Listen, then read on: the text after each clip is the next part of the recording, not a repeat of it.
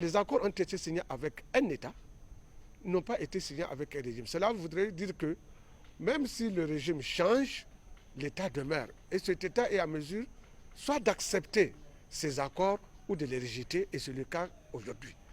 Donc, l'argument selon lequel ils ne vont pas quitter parce qu'ils ne reconnaissent pas, comment dirais-je, la légitimité de nouvelles autorités, je ne pense pas que le régime français, le pouvoir français a le pouvoir de donner la légitimité ou de retirer la légitimité aux autorités nigériennes. Il revient au peuple nigérien de donner ou de retirer la légitimité. C'est pourquoi je disais tout à l'heure que je suis surpris que la France espère, en tout cas, perdre de la démocratie, perdre du droit et de la justice, ne puisse descendre aussi bas et semer cette confusion-là. Mais nous comprenons que c'est vraiment des intérêts qui les guident à agir comme ça et ils ont perdu, excusez-moi, les repères. C'est tout à fait normal aujourd'hui que le peuple nigérien demande à ses bases militaires de quitter, et c'est même normal que le peuple nigérien arrache maintenant sa vraie indépendance. Je l'ai contesté au Parlement et je maintiens ma position. Donc pour moi, il faut que ces troupes, cette base militaire qui est installée au Niger de façon inégale, quitte. Le peuple nigérien est un peuple souverain. Il ne s'agit pas à une puissance que soi-disant la France d'imposer quoi que ce soit au peuple nigérien. Et c'est pourquoi je parlais de vraie indépendance. Donc nous devrons aujourd'hui, le peuple nigérien doit sortir comme un seul homme pour réclamer sa vraie indépendance. Aujourd'hui, je pense que c'est une très bonne chose avec l'arrivée du Conseil national pour la sauvegarde de la patrie qui a fait quelque chose d'exceptionnel parce qu'il faut le noter. Ce que le Conseil national pour la sauvegarde de la patrie a eu à faire, dénoncer 5 accords en un mois, je pense que c'est inédit. Et je pense qu'aujourd'hui, eux, ils ont eu à jouer leur partition. C'est au peuple nigérien aujourd'hui de sortir massivement jusqu'à ce que nous puissions avoir gain de cause, c'est-à-dire le départ de ces forces d'occupation, parce que nous avons toujours considéré que ces forces ne sont pas là dans le cadre de la lutte contre le terrorisme, mais pour préserver leurs intérêts géostratégiques et géopolitiques au niveau du Sahel. Le CNSP, quand il est arrivé au pouvoir, il est composé de tous les corps militaires, de tous les corps de défense et de sécurité de notre pays. C'est donc les acteurs du terrain. Ils connaissent mieux que quiconque quel accord, quelle coopération militaire arrange notre peuple, notre pays. Et après leur analyse, ils se sont rendus à l'évidence compte que ces différents accords qui nous liaient avec la France dans le domaine militaire ne servaient à rien. Ils nous créaient plus de problèmes qu'ils n'en résolvaient. Et quoi de plus normal de dénoncer ces accords? C'est ce qu'ils ont fait dans l'intérêt du Niger et de son peuple. Et Dieu merci, dans cette activité, le CNSP a eu une forte adhésion populaire. Le dernier exemple, c'est ce qui s'est passé aujourd'hui à Niamey, à l'escadrille, où des milliers, des centaines de milliers de nos populations sont sorties pour demander le départ de ces forces françaises.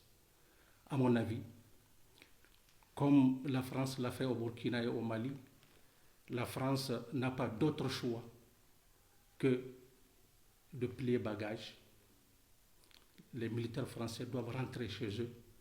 Pour que l'humanité toute entière témoigne de l'engagement du peuple nigérien à vouloir affirmer et réaffirmer sa souveraineté et son indépendance dans ce qui nous concerne.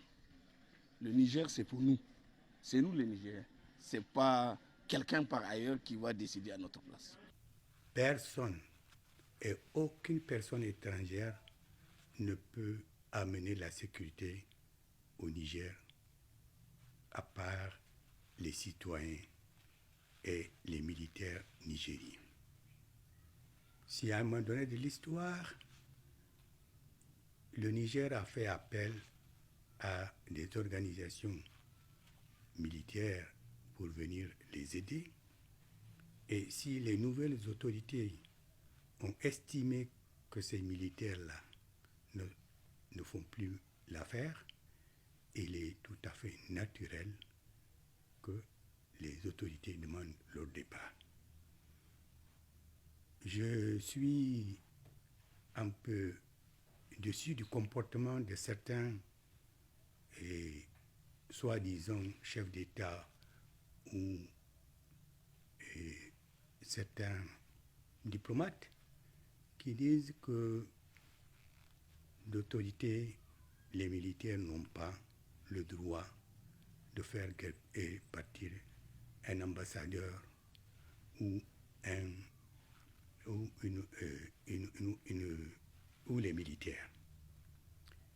C'est que eux, ils oublient, c'est que le chef de l'État ou le président de la République, la différence entre les deux. Le chef de l'État est arrivé par la force, par un mouvement civil ou par un mouvement militaire. Et le président de la République, lui, il est élu au suffrage universel. Les deux ont les deux prérogatives et ont les mêmes droits. Un chef d'État peut mettre fin à tout contrat, qu'il soit civil ou militaire.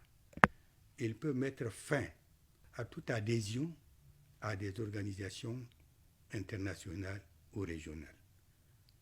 Et je crois que ceux qui disent qu'il aurait fallu qu'il y ait un président élu, je crois qu'ils ont perdu le nord. Mais même si on a des intérêts à sauvegarder, il faut regarder aussi les intérêts des autres. Les Nigériens ont besoin de leur territoire. Alors, pourquoi va-t-on les obliger à recourir à d'autres systèmes? Un système qui doit être les leurs. Parce que nous ne sommes pas des belliqueux, nous ne sommes pas des gens qui cherchent la guerre, nous voulons la paix. Rien que la paix.